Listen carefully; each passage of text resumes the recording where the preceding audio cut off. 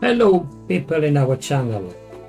We carry on with the mini-series of T.M.J. We're talking today about occlusion, because occlusion is the protection of the T.M.Js, and we have to understand what is a good functional occlusion. That is the topic of today. Don't miss this video. It's very important to understand how to protect the T.M.Js. Enjoy the video.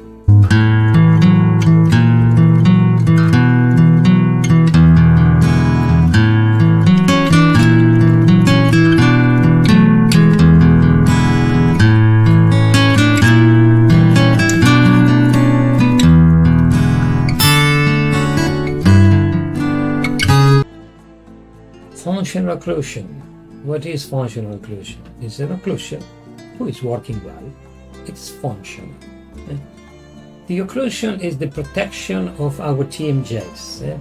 When we found a jaw position, when we found the vertical dimension of our craniofacial system, we will do some videos regarding that. We have to create the occlusion, and the occlusion have to be a functional occlusion, that it have some characteristics that I want to develop today in this video of T.M.J's mini-series. We are going now to the characteristics of the functional occlusion. The first thing we have to observe is the orientation of the occlusal plane. The occlusal plane is this. In the frontal view have to be parallel to bipupillary plane. Bipupillary plane, occlusal plane have to be parallel. In the side, it was Dr. Camper who studied a virtual plane who is called Camper plane, who is between tragus nose, this plane. On the side, occlusal plane have to be parallel to the Camper plane. That occlusion have to be anterior guide, that means incisors, canine guide, for protrusion, lateral deviation guide. It has to be also the posterior guide. We call the posterior guide to the curve of speed, the last part of occlusion. That curve protects the T.M.Js. And must to have a Wilson curve, is a frontal curve to protect interferences in the movement of laterality. Good overjet and overbite that allows a freedom of movement.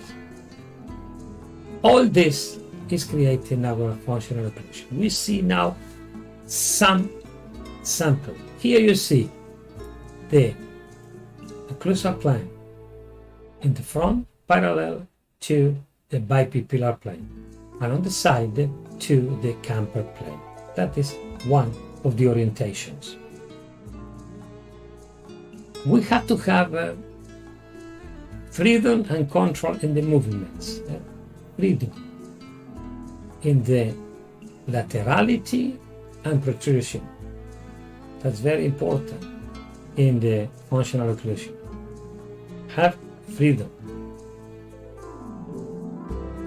And the main thing is every teeth have a functional area. We call functional area, but normally dentists call overjet and overbite. In that area have to be free, because if there is any interferences there, central nervous system thinks that occlusion is blocking the jaw and is starting bruxisms.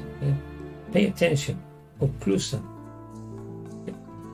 Functional occlusion have to be all this concept, but the main thing is freedom in the functional area. Very important concept. We have here an example. In this part, this is normal. We have free. This is abnormal, and this is increased. Between this and this, that one is better. This solution is better, but that is the normal 2 millimeters. Overjet, overbite, functional area of the occlusion. All the teeth have this functional area. And look at here. The functional area of the occlusion, this part here, is protecting the T.M.Js.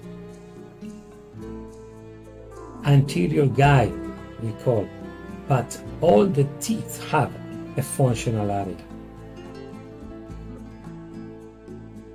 Overjet and overbite, every teeth, incisors, canine, premolars and molars. And that is important. The occlusal plane. Occlusal plane is the protection. Occlusal plane is the protection. You stop the jaw position.